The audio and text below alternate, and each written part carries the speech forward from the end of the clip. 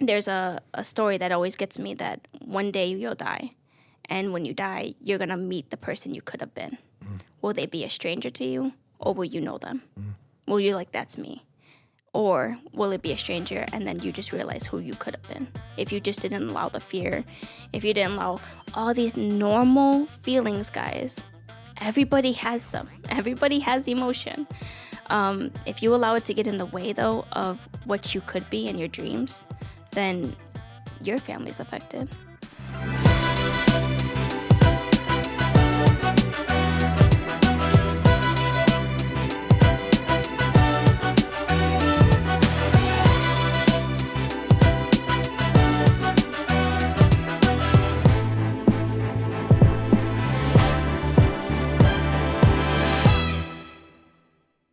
Hey guys, welcome back to another episode of the Life Insurance Academy podcast. I have a special guest rock star in the room, the legendary Alyssa Garcia.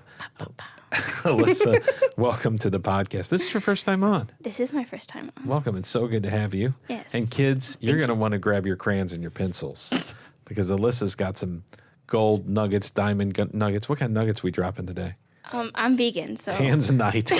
Tanzanite. She's vegan, not chicken nuggets, that's for sure. So we're going to catch up with Alyssa. I think we're going to hear a little bit about her journey, what she's learned so far, and some maybe some advice for new agents who are coming in to insurance sales. So, hey, Alyssa, welcome to the podcast. Thank you. It's so good to have you here. I appreciate you. Yeah, we appreciate you too. So why don't you share with us? You have a wild journey into this space. Everybody's got a story. Yeah. And I know you didn't, when you were the girls in school, you weren't braiding hair or talking about being in insurance sales. No. Maybe you were. No. I don't think so. When you braid my hair, you never talk about insurance sales. It's true. I apologize for that. That's okay. It's an extra charge. That's right. That's right. So why don't we talk about how you entered the space and where you are and what's going on now? Yeah. So I entered the space in January of, what was it? That's bad. It's been 2 years. Okay. So January of 2022. Okay. I got introduced because I was a nurse. So initially at that point, I was delivering babies. I had moved from the ICU to deliver babies. Yeah. Was loving it, even with all the, things that happen being a nurse and the shortage of, all those things that happen. Yeah. I was still loving it. Mm-hmm. But I was actually making decent money. Yeah. You were just you're talking about the shortages due to COVID, all that stuff. New people come in. Yeah. So there's a lot of there's a lot but to things it. you loved about it. Yeah, they didn't tell us that in nursing school, by the way. Oh my. Yes. I was like, yes. it gets worse. Yeah. So I was a nurse, and with myself, I moved out when I was 18 years old, been taking care of myself. So been having more so when it comes to like being able to live on my own. I was working 2 jobs. I was going to nursing school, being able to, navigate everything. So nursing was the first time I've actually had good money. Yeah. I was like, I wasn't like with my pennies and my nickels. I was like, okay, I'm making about $40 an hour. What do I do with this? So I've always learned that you can make your money work for you. You can make your money grow. How did you learn that? I'm just curious. I just always knew when I was little that I didn't want to kind of have the life that a lot of my family members had. I just was like, there has to be more out there. There has to be more. Wow. And I knew that when I was little. I was like, there just has to be. And I think that's kind of the good side of social media, of showing maybe kids like, hey, there's a lot out there, and expanding their minds. So I think that was for me. I was like, I just don't want to live this life. So you were on the InstaFace. Well, with me, I always thought my school was going to be the way out for me. Yeah. I was like, okay, well, if I just do really good, I'll get a full ride to, college, I'll get a degree, and then I will have a career and I will make it. Okay. That's what that was for me. And then I kind of had a reality check once I got into the nursing field. I was like, oh gosh, this is a big business. I'm over here like one of those nursing students. I was like, I'm going to change the world. And it was clear that there was not a lot of changes you can make. But I ended up making good money. Then when it came to Kevin reached out to me. He prospected me. Okay, so Kevin is my significant other that we do the business together. Kevin Montez. Yes, I think he's been on before on our podcast. Yes. Yep. And he was doing pretty well. And slow down just a little bit. He reached out to you. Talk about that because that's such a unique, interesting. With our old deal. company that we were with, the model was a recruiting model. So what we would do would be basically like DMing people all day, following on Instagram to be able to book our own appointments. So I guess generating our own leads in some way. Yeah. So I was one of the leads he generated. Okay. He just reached out, commented on one of my stories about nursing. I reached back out to him. We had a conversation going. I was like, hey, I see you work in finance. And I'm like, what do you do? He was asking about all the stuff I do. I'm like, what do you do? Went to his page, checked him out a little bit, and it said finance. And I'm like, I need help with that. Yeah. Like, I don't know what to do with this, and I don't want to mess it up. Because a lot of times, if you have a bad money mindset, it doesn't matter how much you make, you will stay broke. So I wanted to make sure that I was just kind of nurturing myself in that way. Yeah, that's very good. So Kevin saw your Instagram. You guys connected. He had these conversations with you. And just the one thing I like, Zach and I recently did this conversation of the law of large numbers on the last episode, I believe. Just watched. Yeah, and we talked about how large numbers they like the concept when it comes to insurance, but they don't like it when it comes to recruiting into leads. The thing I like about your story specifically with Kevin, this is a little sidebar conversation here we're having, is that Kevin knew what he was trying to attract, and you guys had very similar mindsets. And that's what attracted you to it, right? Yeah. Like you were making good money. You were in a job or career that you loved, but you didn't love. There were things made you not love it, I'm guessing, and you found yourself second guessing, looking for more, second guessing, looking out the window, like, God help me. Is this really going to help me? Give me more. Yeah. And then Kevin came in at the right time and had this conversation with you. Yeah. And I'm asking you, do you feel like there's more people feeling the same way you felt that deserve a conversation like that? Oh my gosh, so much. Like when I met Kevin and we had that conversation, when we actually met on Zoom, because he was in California, I was in Chicago. He helped me over Zoom to go over my finances and things of that nature. And it was like a 3-hour call, just because I really loved his mindset. And I was like, there's people out there like this. They're like me. Yeah. I always thought I was the oddball out. Yeah. People would kind of crucify me because, oh my God, girl, you need to go out. Like, you need to do this. I don't care for it. Yeah. I just don't. I do. It's good to have fun, but it's just not. It's just such a cycle. And I just don't want to be in that cycle. Yeah. Yeah. Well, that's cool. So you and Kevin had this call. He talked with you about your finances, and then it turned into a recruiting conversation. Yeah. What did you see coming into this? What was it that was so attractive? Like, I'm changing my entire life, my entire model to be able to get into insurance. I think what drives me is I just really, really, really, really want to be able to show my siblings that there is so it doesn't matter where we come from. Look at me. You can build yourself. You can change your mindset. You can become the person you want to become. It doesn't have to be oh, well, that's for those people, or that the wealthy is for this, or dad and mom didn't have money, or whatever it may be. I just don't want them to have an excuse. I want them to have an example. That's strong. Well, one of our buddies says if you're, I'm going to butcher it, but if your why doesn't make you cry. How's it go, Adam? I was I was about to cry. Then your dream will die or something like that. They're going to kill me for that. But you can ask, it's Jalen and Mike. They have it. Look on True Wealth's page. It's something similar. I feel like I'm George Bushing this right now, but it's something to that effect. I got it though. Yeah, you get what I'm getting here. Yeah, your why moves you. Does it move you?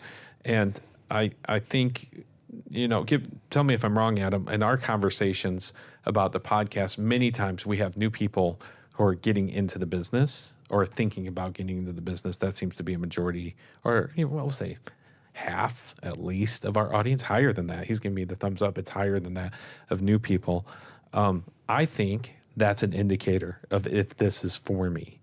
Is if you find yourself feeling that way about providing something more for your family than what you're experiencing right now, that's an indicator that you should be investigating something that could provide that dream for you. The problem is people don't take it out of the thinking stage. Yeah. That's the issue. They're just coulda, woulda, shoulda. That's very true. Coulda, woulda, shoulda. Let's talk about your journey now, because it hasn't been all roses and sunshine. And I mean, there were challenges in nursing. There's challenges in insurance, right? The one thing I do appreciate about you and Kevin is you don't live in coulda, woulda, shoulda. You don't. You guys take action, and intense action from what I see in your pursuit of providing this model for your siblings. So talk about that a little bit, how you ended up in Louisville, Kentucky, of all places. Yeah, well, I think a lot of times, like, regarding my family, is like, I think people use their why as their excuse. What do you mean by that? Let's talk about that.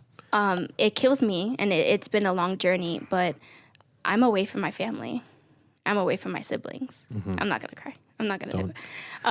But we have a bet on this. Yeah, no, I'm not crying. If I can make you laugh. But my siblings are so, like, everything to me. My grandparents are everything to me, and they're back in Chicago. Yeah. And I have to, and I'm always working. I'm always trying to work and do better and figure this stuff out so that we can grow and we can help others. But that also means a backseat to my family right now. For the moment. It won't always be It will not always be that way. But it when you're going through it, it sucks. Yeah. Like, people don't talk about it, but it sucks. Like, but it's temporary. You have to tell yourself it's temporary. Or what's the outcome if I don't do it? Yeah. Like, I could still be in nursing, absolutely. But I seen, like, it just wasn't going to give me the lifestyle of what I actually want to accomplish. Right. There's no room for growth as much. If there's room for growth, it's because I have to go back to school for 2 years, get myself in how much more debt, and then hope to get a job or things of that nature.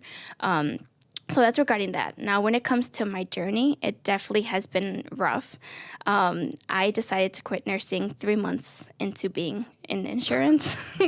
I think I saved up $5,000 and then just moved to Dallas to be with Kevin and just get the show on the road. I'm like, if I'm going to go, I'm going to be all in. Like, I just realized that I'm like, wow, I was doing pretty well. I was like, I'm making a couple thousand. My motto is always, if that person can do it, why can't I? Yeah. If that person can do it, why can't I? That's great. I think that's huge for those people that listen to these type of things, because it's no one's special. Yeah. And the fact that how fast you get that, it's just easier.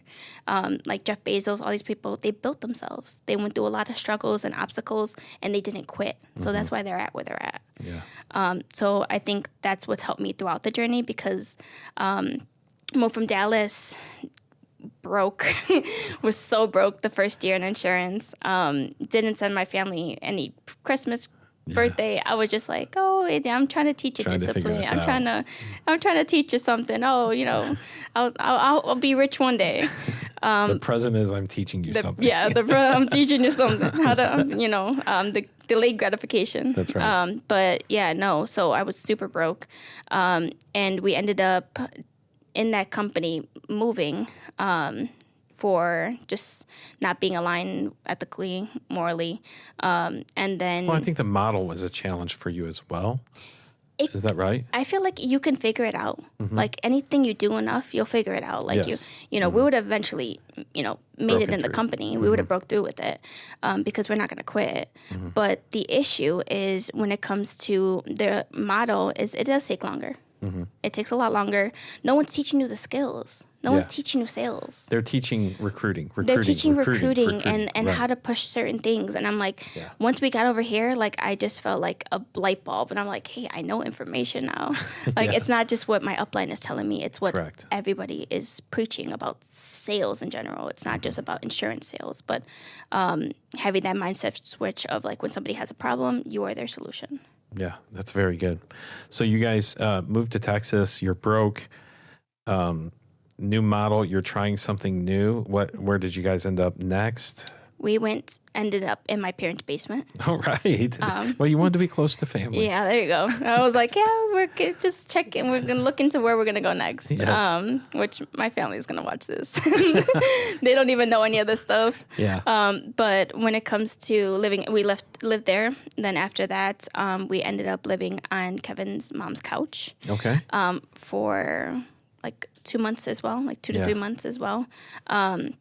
And then we found you guys. So we cool. were living on her couch when we met you guys. Yeah. And our biggest thing is like, you have to be close to the fire. Yeah. You got to be like, the faster you can speed this up, the better. Correct. So mentorship, all that stuff is so important, having the right people around you, having the right environment. So we decided to take our life and, I was already in Chicago just because we were doing, not so good with finances and things of that nature. I decided to go back with my family. And Kevin flew back to California to work the rest of the leads. And then I started donating blood to just be able to get money and get him gas to get to Louisville. And so we can start our life here. Wow. So then you guys end up in Louisville, Kentucky. This is majorly a grind. The thing I appreciate about you and Kevin in this conversation is your commitment. Your commitment to taking action, your commitment to showing up all the time. And there's, what was the biggest challenge in your learning curve of moving from just a recruiting model to a sales and a growth model? I call it a growth model because my focus in growth is to make it sustainable so that you're not having people, you're going to have people who don't make it, and it's all on them ultimately. But if you can give them tools, resources, and a system, they're less likely to fall out of the bottom. They're less likely to be a 92%er, and maybe we can tip that needle to 35, 40% of people, helping people be successful with the right tools, resources, and systems. But you guys have moved through that grind. What were some of your biggest challenges moving from this recruiting model to a sales growth model? Well, honestly, I didn't move much to it. I did wise of like being able to like hear certain things, but I wasn't doing leads. So Kevin was the one that was doing leads. We tried to take that model that they had there and bring it here because it's what we knew. Yeah. And while he was figuring out the lead situation, he's like, "Well, just keep running the same system we know." Yeah. I didn't start leads until I did try them for a telesales event you guys had. So that was awesome. That was my first introduction to leads. It was about 3 days. And then I fully started leads like, hey, I'm doing straight production and that's it, back in December of last year. So the first week of December is when I started leads and telesales in general. Would you say there's a learning curve? Absolutely. Oh my gosh. To be able, it's so much easier to have a newer agent in the right place at the right time so that they're just getting the right information rather than someone who has been ingrained like a veteran of what to do and what to say and how to say it and what's, what works and what doesn't work. Because we just had to wipe our brains clean and be like, okay, take the good, leave the bad, but we need to like wipe it clean like we know nothing. We're a brand new agent here. And I know that's what we told Hendo and Akio when we got here was like, treat us like we know nothing. Okay. All right. The process for you, what were some of the things that you had to overcome? And then we'll talk about some of the things that are your absolute, that you've absolutely, I guess, locked into, that you've learned, that you've that you have new commitments to in your activity. So we'll start with, what were some of the things that you had to overcome? Oh my gosh. Mental, like I think it's the mentality. Like a lot of doubt, a lot of fear, so much fear. And was this in regards to committing to regular leads, or what was the doubt and fear? The fear was like the actual like presentation and like getting in the flow of people, talking to people. I just wasn't used to it. I was used to Zoom, seeing someone in front of my face. It was just so different. And it was from a relationship I already built. Like I generated my own lead connecting with somebody on Instagram or talking to somebody on LinkedIn. Yeah. Rather than someone giving me a list and being like, call these people. Yeah. It's so different. And there was a lot of learning curves for myself. I was just scared, nervous. Like if someone picked up the first time I dialed. Please don't answer. Please don't answer. Yes. Please don't I literally, somebody had my first pickup. when he answered, I freaked out and like hung up. Did you really? I did hang up, and I threw my headset. I was that scared. And then get away from me. Yeah, literally. And I'm like, and I mean, we definitely overcomplicate it, but that was me. I was in our house, and I just like threw my headset, and I was like, oh my God, I was so scared. My heart like dropped into my stomach, and I'm like, you call that man back, Alyssa. You call that man back. So I called him back. He ended up being the wrong number, but hey, that's fine. Apologize, man. You got me on that one. I'm like, that's fine. You hung up on the wrong number. Yeah, I did. He was like, who are you looking for? Right. I'm like, Greg? Yeah. Like, this is Caleb. I'm like, oh, sorry, bye. Wow. So there was a like, I didn't want them to pick up. I didn't want them, when they did pick up, I wanted them to just give me an excuse. So I'm like, oh, it's not, okay, I'm sorry. Like, oh, sorry to bother you. You wanted either an excuse or somebody like, oh, I'm glad you called. I need insurance. Yes. Yeah. Yeah. And that doesn't happen. When did that change? I'm hoping it changed. I think it changed, but when did that change? Because I think most agents don't want to say it, but they go through that. Because I will say my transition, that the phone wasn't that big a deal. It was the door knocking. And I know exactly how you feel. I'd knock on the door and I'd hope that nobody answered, or I'd knock so lightly that they and couldn't. Then I'd go back to Roger and I would say, man, there's no one's home, right? And You just want someone to blame. yeah, that's Something right. to blame. Yeah, And it's not me. I'm working. yes. Are you? Yes, but are you? Yeah. Correct. Are you? Yeah. So Yeah. when did that shift for you? I honestly, so I would probably say like 3 weeks ago.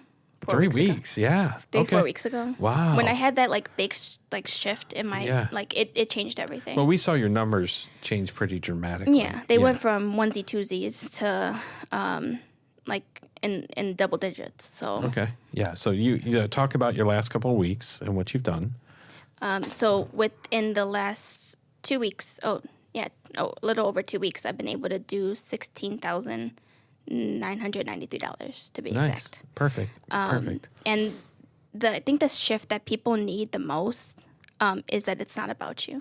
So it doesn't matter if you don't want to make the dials. There's people that need your help, and you have told them that you were going to be the person that was going to help them.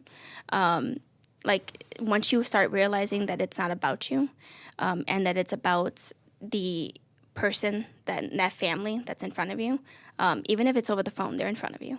Then I think that's what's shifted for myself. Like it's like it's not about me. It doesn't matter that I'm fearful.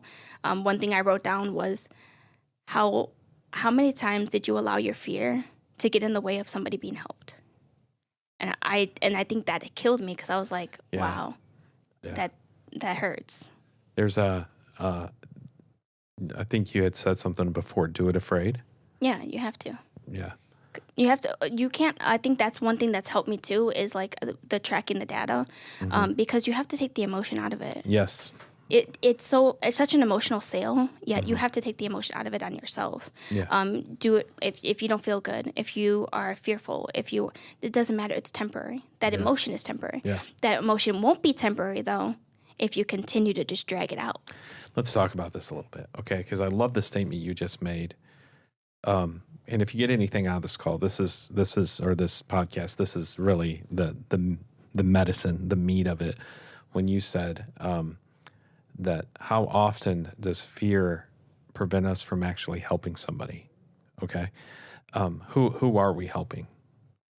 So I think that's another good point. Like, do you know who you're helping? Like your market. For myself, I know I'm helping the older generation. I'm doing final expense. Okay. But it's not them I'm advocating for. It's their daughter. Right. It's their son. It's that person that's going to have to go into debt and figure things out if I don't acknowledge and like educate this person in front of me properly. Yeah. And let them know, like, hey, if you don't get this done. Let's look at this two levels. The first level is this, okay? We're talking about that senior, and you're not helping them. You're advocating for the people who will be affected by their passing. I love that picture. It's very, very true. When did that become three-dimensional to you? Because it's like it's an idea, somebody told it to you, you heard it, but at some point you were able to take ownership of that idea.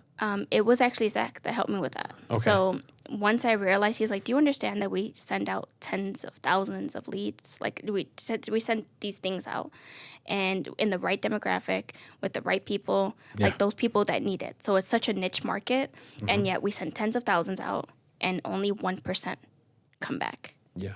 So I'm like, you can't tell me out of tens of thousands of people, these people who are the 1% that is on your paper or like whoever that lead doesn't need it.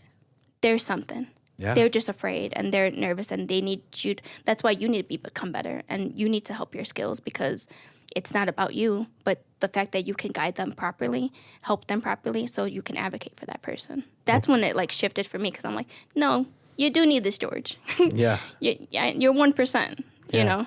Yeah, you're able to speak with, we always talk about that relationship between competence and confidence. You took ownership of this idea, and now you speak competently. It's probably getting you an extra 2 or 3 applications a week alone on that shift, just on that shift of being able to speak competently and confidently towards it. I know Zach also had a conversation with you about being directive in your tone. Can you talk about that a little bit? Oh, yeah. I think the shift that happened to me, he's like, how did you used to treat in nursing, how did you treat patients?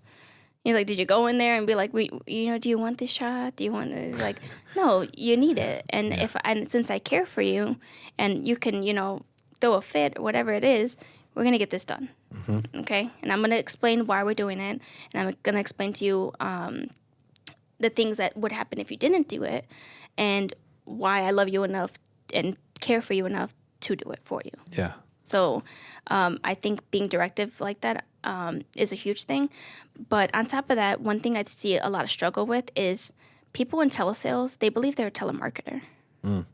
That is true. It's so, and people who are telemarketers, think about it. Like when you look at the phone or even if you pick up, you just hang it up. You don't have respect really. You don't, Right.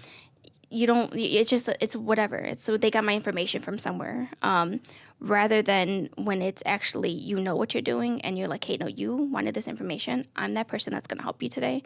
And you take ownership of that. Like, hey, you're not a telemarketer, and stop trying to feel like a telemarketer, because they're not going to respect you. You're never going to get past the beginning. They're going to think you're a telemarketer. Yeah, right? exactly. And then they're going to be like, beep, Yeah. that's it. Yeah. So I think truly knowing that you're helping people and you're not a telemarketer, you're like, hey, Betty, this is Alyssa. This is the person that's going to help you today. I have your information here. Let's talk about it. Let's get you something good for you. Rather than feeling like a telemarketer, so I feel like I'm bothering them. And that comes off in my tone. Yeah. It comes off in my pace. Correct. I sound like a shaken wet chihuahua, like a scared chihuahua. I'm way too visual. Way too visual. I saw it the minute you said I saw it in my head too. Yeah. That's exactly how I sounded. Funny. If I give any advice, listen to your calls, guys. Yeah. Listen to your calls. That's really good. You need to listen to them, because once you do and you sound, you're like, oh my God, I sound terrible. Yeah. I wouldn't buy from me. That's a great point. Would you buy from yourself? Yeah, That's would the right you buy question. from you? Would you feel competent enough to know that I'm going to actually take care of your family? Yeah. When that time comes? Or like I'm going to put you in the right thing? Right. Or are you shaking like the chihuahua? Yeah. So we do talk about 3 specific things. We talk about tonality, we talk about pacing, and we talk about connection, right? You are easy to connect with. I just think you have a great personality. You are a people person. I think from our conversations, it felt like tone was kind of an issue, Tone was so but pacing was a big one. I think they go together. Talk about how talk about that a little bit. I feel like tonality and pace go together, because if you don't have the tone right, that telemarketing and things of that nature, you're going to run through it. You're just going to be like, before they hang up on me. The goal becomes to get through the script. Yeah. Rather than actually relax, let's take a deep breath. You got the information. Hey, just call in because of this. That goes hand in hand. If you don't have the tone right, you're just pacing through it. Yeah. From what I noticed with myself. So once my tone changed and I almost start I'm loud. I'm Latina. Yeah. So I'm usually like screaming rather than talking. So I literally had to change everything. I like whisper now. Yeah. I'm like, okay, hey, this is you have to do that. You have to see where those flaws are being, and then being able to change them. Yeah. That's good. I tell you that's gold, guys. Most of the time people will get hung up on and they won't even know why they're getting hung up on. They don't. And so that's like, this doesn't work. These leads are garbage. Oh my gosh. Had a conversation with an agent a couple of weeks ago about leads, and I know those leads. I know those leads are good leads. And it was this conversation about pacing, slowing down. Like even that, you hear the tone, like slowing down, leaving space in points where it's important, where you ask a question and you hear it. Guys, I can't tell you enough. Like, read The 7 Habits of Highly Effective People by Stephen Covey. Seek first to understand before seeking to be understood. I mean, such an important point, because a telemarketer has no concern for to understanding somebody. Telemarketer is trying to get the volume of calls through. The person who's helping people seeks to understand the person, the need, what they're trying to accomplish, who matters to them, all those pieces. So good stuff. We're going to wrap here in a minute. There were 2 levels of this that I had mentioned in regards to helping people. You said many times fear helps us, or it prevents us from doing things that allow us to truly help people. One is the client. I want you to take a second, okay? Think about all the fear you've overcome. I mean, what a story in 2 years, right? You're just now hitting the marks, starting to get through it and working through things. Who else is affected by fear of the people you want to help? Who else is affected? Let's say you decided, I'm not going to do it. I'm going to quit and I'm going to go back to getting a job. Who else would be affected by that? Everyone that you were doing it for, I think. If I just go back into, like, even if it was myself, if I was going back into nursing, which I know my family asks every day when I'm going back. But when it comes to going back, I feel like you're going to have that pain. You're going to have that, like, you're just not going to be who you're meant to be. There's a story that always gets me, that one day you'll die. And when you die, you're going to meet the person you could have been. Will they be a stranger to you, or will you know them? Will you like, that's me? Or will it be a stranger and then you just realize who you could have been? If you just didn't allow the fear, if you didn't allow all these normal feelings, guys. Everybody has them. Everybody has emotion. If you allow it to get in the way, though, of what you could be in your dreams, then your family's affected. Your wife, or husband, or your kids, or whoever that is. I want you to take a second and look at our audience, and you tell them what you just told me. Say it to them. If you don't go for your dreams, if you allow yourself to have these excuses and fear and not allow yourself to work and grow and get better, then your family will not get any better. And that will be on you. I couldn't have said it any better. Alyssa, thank you so much. You are going to make a name for yourself. I've been in a room so many times when you've said something, I'm like, that's gold. That is gold. You got to watch out for this girl. She's going to make a name in this industry, and keep fighting for your family. I know it's important to you. We're proud of you. Absolutely. Good work. Hey, guys, if you liked this podcast, share it. Subscribe, hit the subscribe button, smash the like button. I think that's what the kids are doing these days. Smash the like button. And guys, we want to hear your comments. If you want to encourage Alyssa, you can throw a comment in there. If you have a question for her, you can share it in there. And most importantly, what's your Instagram handle? So it's that they Latina can have it. Wealth Nurse. So love it. It's going to be the only one on there. You can follow me. You can ask me questions. I'll try and say it like she did. Latina Wealth Nurse. I don't have that. It's so I don't have it. But yes, check it out and jump on her Instagram and what do you do on Instagram? What's the word for it? Follow. Follow her on Instagram. There you go. All right, guys. We'll see you on the next Life Insurance Academy podcast.